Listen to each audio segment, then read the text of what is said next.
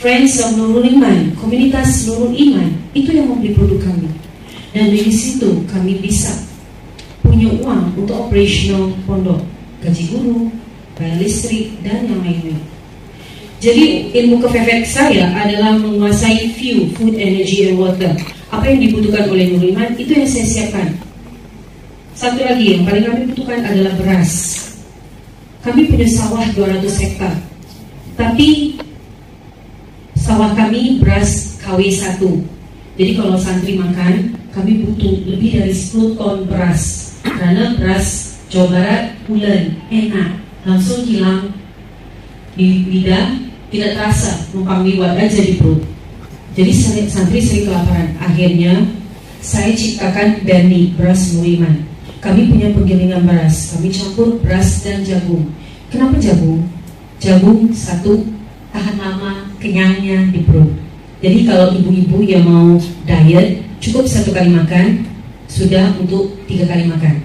Jadi tidak perlu banyak makan nasi. Untuk orang-orang yang diabetik juga bagus.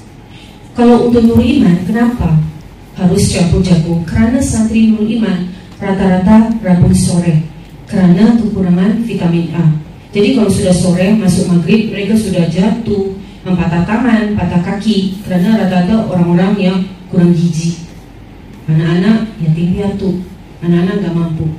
Tapi sekarang dengan BNI ini, alhamdulillah sudah tidak ada anak-anak yang Rabu sore. Anak-anak juga sekarang tinggi-tinggi, sehat, kuat. Tadi Bapak Ibu lihat ada yang di Provos. Memang kami kerjasama dengan Kementerian Pertahanan. Sebab itu saya diangkat menjadi Ibu Bela Negara. Kenapa? Saya tidak mau kalah dengan pendidikan di Singapura. Anak-anak laki-laki Singapura 18 tahun mereka wajib militer. Kalau di Indonesia, anak laki-lakinya kerjaannya apa? Tawuran, bunuh sesama bangsa dia sendiri. Ekskulnya apa? Wah, setiap minggu kita harus bawa mandau, samurai, bunuh lawan madrasahnya kita. What is this? Belum lagi narkoba, belum lagi sosmed. Apakah itu yang akan menjadi pejuang bangsa dan negara kita ini? That's why saya kirim mereka wajib militer 2 minggu Kopassus, 2 minggu Marinir, 2 minggu Pindad Jaya. Yang putri dikirim ke Korps Wanita Angkatan Darat di Bandung selama 5 hari supaya mereka nggak lebay, nggak lemot. Ada santri saya tuh dikeluarkan dari Kopassus gara-gara apa? Sibuk dengan sarung, dengan celak mata, kan sunnahnya Nabi. Dia mau masuk tentara yang pakai celak mata, sibuk dandan. Akhirnya saya kirim di Bali. Malah dia sekarang dikirim ke ekspedisi NKRI, dikirim ke NTT, NTB dan Bali. Kami juga kerjasama dengan Kementerian Agama. Santri-santri Al-Asriah Nurul Iman dikirim ke semua perbatasan di Indonesia. Ada 34 titik. Mau di Kepulauan Aru, Maluku, mau di Natuna, mau di Mentawai, mau di Kaltara, Kalbar, Kaltim. Pokoknya mereka bertahan di perbatasan. Untuk apa? Untuk memberikan pendidikan. Jihad melawan kebodohan, jihad melawan kemiskinan. Jadi di Al-Asriah Nurul Iman, semua kebutuhan fuel, food, energy, and water terpenuhi. Jadi saya tidak mau beli. Yang paling mahal adalah sabun korengan. Biasa kan santri, korengan, cashrekan. Jadi untuk beli sabun ini saya butuh uang 20 juta. Karena saya pelit tidak mau beli, akhirnya saya punya pabrik sabun korengan.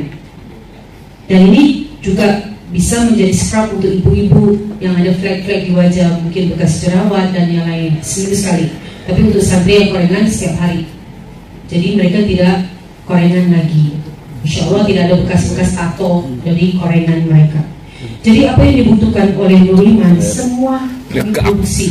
Sebab itu saya bisa dibilang menjadi ratu food. Saya punya sawah, saya punya kebun kopi. Sekarang kami produksi green coffee. Mungkin tidak seperti kopi Aceh, karena ini kopi yang hijau yang benar-benar untuk melangsingkan. Saya kirim kopi ini ke Singapura. Dan ini yang sekarang sedang tren, green coffee. Jadi kopi masih hijau, direbus sebentar sampai keluar warna hijaunya, diminum habis makan. Jadi misalnya Bapak Ibu kalau mau pergi ke pesta, tahu pasti jor-joran mau makan seafood atau kepiting atau cumi-cumi yang kolesterolnya tinggi, habis makan langsung minum ini. bisa menurunkan kolesterol dan lain-lain. Jadi semua yang diinginkan pondok kami cover, kami tutup. Jadi bagi saya yang paling penting bukan AC, bukan gedung yang mewah, tapi adalah SDM. Saya dari Singapura, negara miskin, kami hanya punya manusia dan batu. Tapi rakyat, bangsa, orang Singapura itu kuat, bisa bersaing. Mana-mana mereka malah investor. Coba orang Indonesia, mohon maaf, saya punya tambang batu bara yang persis seperti batu bara, pembalap, pemuda berbadan gelap, semua orangnya kita. Yang punya tambang, orang Korea, orang Cina, orang Amerika, orang kulit. Orang kita yang babu, yang kulit, itulah bangsa kita. Apakah kita besok-besok akan seperti itu terus? Sebab itu santri Nur Iman dididik sangat keras. Mereka harus jadi pendidik. Mereka hafal Quran, one day one ayat. Mereka hafal hadis, mereka hafal Arba'in Nawawi, Imriti, Safinatun Najah, Alfiyah, hafal mereka kitab-kitab kuning. Mereka bisa bahasa Inggris, bahasa Arab. Ada yang dapat beasiswa ke Taiwan, ke Beijing untuk bahasa Mandarin. Kami kerjasama dengan Yayasan Buddha Seci untuk bahasa Mandarin. Jadi tidak tunggu kesurupan untuk bisa bahasa Cina. Kami memang sudah bisa. Dan anak-anak itu bukan hanya bisa, mereka sudah bisa buka kursus-kursus bahasa Mandarin. Mereka sekarang mengajar di kampung bahasa di Pare. Santri kami Al-Asriyah Nur Iman, anak-anak yang dulunya dibuang oleh orang tua mereka, tidak ada yang peduli. Satu, pendidik. Kedua, mereka dipaksa harus menjadi pengusaha, wirausaha. Sebab itu kami mendidik anak-anak ini bagaimana mengelola unit usaha, mau pabrik roti, pabrik mie, pertanian, peternakan, perikanan. Semuanya diajarkan di Al-Asriyah Nur Iman. Ilmu kami, ilmu dunia, akhirat, business and social. Bayangkan, hanya karena kefefet langsung jadi cerdas. Karena saya harus kasih makan 15.000 ini. Untuk menjadi seorang business person, menjadi pengusaha, menjadi orang kaya, kita harus menguasai ilmu manajemen. Itu saya datangkan Pak Kris. Pak Kris partner bisnis kami di tambang batu bara. Saya bilang, Pak Kris, tolong ajarkan ilmu berbisnis. Bagaimana anak-anak ini tahu mencatat income statement, return of investment, dari inventory ke pabrik, pabrik ke toko, itu semua diajarkan. Sebab itu alhamdulillah kami dipilih oleh Bank Indonesia untuk menjadi partner, untuk membantu penguatan ekonomi pondok pesantren se-Indonesia. Tadi yang 11 sudah kami jalani, sekarang insya Allah tahun ini lebih banyak. Jadi santri kami akan membantu BIMTEK kepada pesantren-pesantren yang mendapatkan bantuan dari BI, mengajarkan bagaimana mengelola sumber daya manusia, mengelola keuangan, mengelola sales and marketing, penjualan, bagaimana mengelola produksi. Sebelum itu santri kami hanya lapangan pelatihan. Jadi kalau santri itu sedang galau, sedang putus cinta, sedang sakit hati, roti itu udah gak jelas. Karena ada kukunya, biasa kan anak laki-laki. Sekarang saya bilang ganti, biar yang pegang pabrik roti anak perempuan. Dulu 1 hari 7.000. Sekarang 1 jam 7.000 anak perempuan yang ngurus bagian tata boga. Jadi semua unit-unit makanan, mau cilek, cireng, pempek, semuanya kami produksi di bagian pabrik roti kami sekarang, termasuk pabrik roti. Pak Kris yang mengajarkan mereka bagaimana pencatatan, semuanya pelaporan, supaya kita ini accountable, transparent, bisa dipercaya.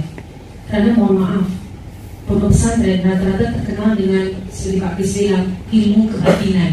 Semuanya dibatin aja, gak dicatat.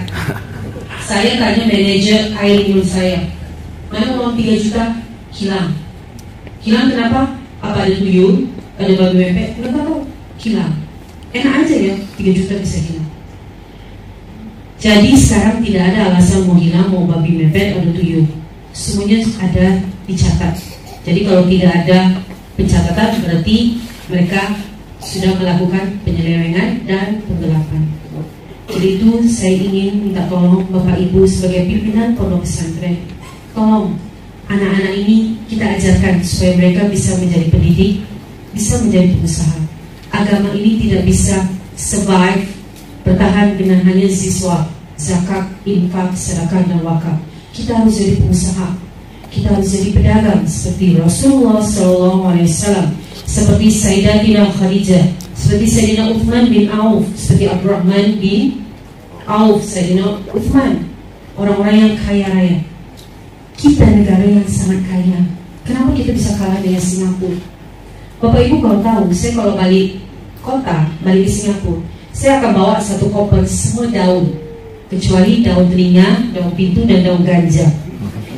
Ibu saya, keturunan dari Banyumas, Ponorogo, itu senang dengan yang namanya lalap, senang yang namanya boto-boto.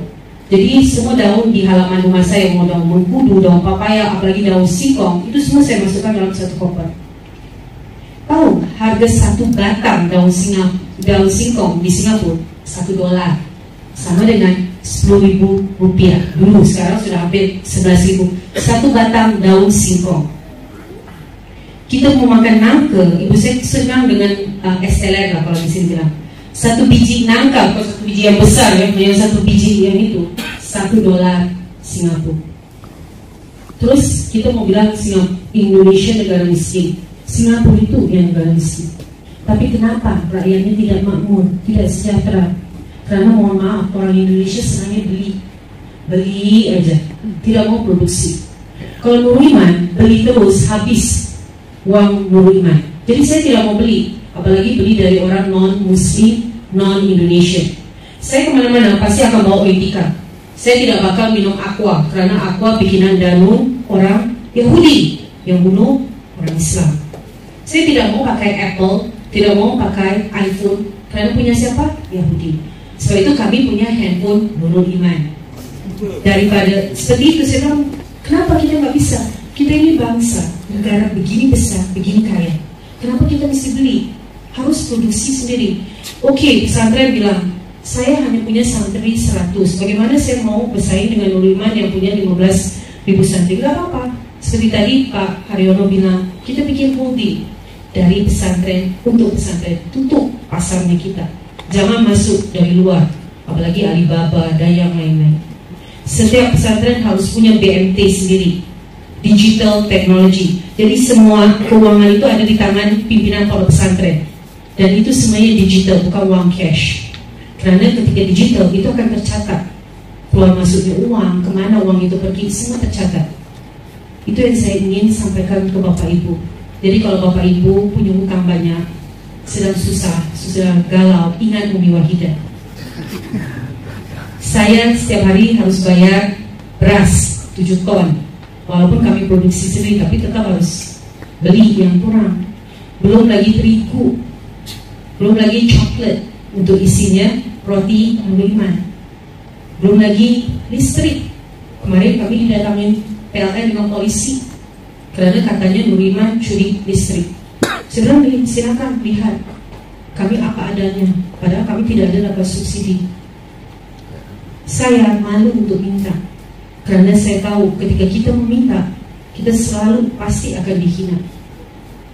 Saya tahu bagaimana ketika kita memegang Al-Quran, hadis memang berat cobaannya. Saya didatangi Syiah, mau dibayar 1,2 triliun untuk pondok pesantren Al-Asriyah Nurul Iman. Saya bilang duta besar Iran, you can go to hell and rot in hell. We are Sunni Asy-Syafi'i. Baru saya ingat Habib bilang, Wahid ingat kita ini Sunni Asy-Syafi'i, bukan Syiah, bukan Sushi atau Shibe. Kita Sunni Asy-Syafi'i. Saya ketemu Pak Prabowo cerita Gerindra mau dibeli 1 triliun. Berarti pondok pesantren jauh lebih mahal dari Gerindra. Setelah itu datang dari Wahabi, mau nawarin saya 2,5 juta US dollar setiap bulan. Saya balik di Singapura, kipas-kipas. Saya bilang dengan mereka, kita ini Sunni Asy-Syafi'i. Kalau kita ikut Wahabi, kita nggak bisa baca maulid, nggak bisa tahlil, nggak bisa ziarah kuburan, tidak baca doa kurung. Go to hell and rot in hell. Kenapa saya bisa bicara gitu? Karena saya sudah punya fuel, food, energy, and water. Saya punya beras sendiri, saya punya air minum sendiri. Saya nggak butuh yang lain. Kita kan yang lain apa? Saya produksi seragam sendiri, semua kami bikin sendiri dari santri untuk santri. Sekarang alhamdulillah berkat bantuan dari Bank Indonesia, kami punya energi sendiri. Jadi dulu kotoran santri 8.000 itu suka meledak septic tanknya. Kalau sedot WC setiap bulan 13 juta. Akhirnya saya akali, saya punya kolam ikan lele 2 hektar untuk daur ulang kotoran santri putri. Bukan untuk dimakan dan bukan untuk dijual. Itu bayangkan, saking banyaknya kotorannya sampai mati kekenyangan ikan lele 2 hektar. Jadi saya bicara dengan Pak Haryono waktu itu dari Bank Indonesia, saya nggak minta apa-apa, saya minta tolong dibangunkan biodigester untuk kotoran santri, dimasukkan ke biodigester, diekstrak, diambil gas untuk menjadi LPG buat pabrik roti kami. Kami butuh 3 ton batu bara untuk masak. Bisa bayangkan? Kalau dengan LPG dari kotoran santri kan sudah mulai irit. Jadi itu yang saya lakukan. Apa yang saya bisa harness dari pondok pesantren, itu yang saya gunakan. Jadi sekarang saya nggak perlu lagi sedot WC, tidak perlu membunuh ikan-ikan lele 2 hektar. Sekarang 2 hektar itu sudah benar-benar untuk bisnis kami. Kami juga punya lampu yang tidak perlu menggunakan PLN. Semuanya kami bikin sendiri. Jadi kalau Bapak Ibu susah banyak utang, ingat Umi Wahidah. Saya bukan orang yang, karena orang bilang saya itu sombong wujud. I'm a low profile, high profit. Orang yang merendah. Saya juga nggak terbayang saya bisa seperti ini. Saya itu seperti ini karena saya kepepet mau bayar hutang. Dan bagaimana bisa hidup 15.000 santri. Sekarang tahun ini adalah tahun ke-8 Habib almarhum. Dan saya ingat, kejarlah akhirat, dunia akan mengejarmu. Saya tidak tambah susah, saya tidak tambah miskin, malah alhamdulillah Nurul Iman sekarang tambah berjaya. Walaupun pesantren-pesantren yang lebih lama, lebih tua bilang, ya Nurul Iman baru 20 tahun, masih anak ingusan, masih anak bawah, tidak apa-apa.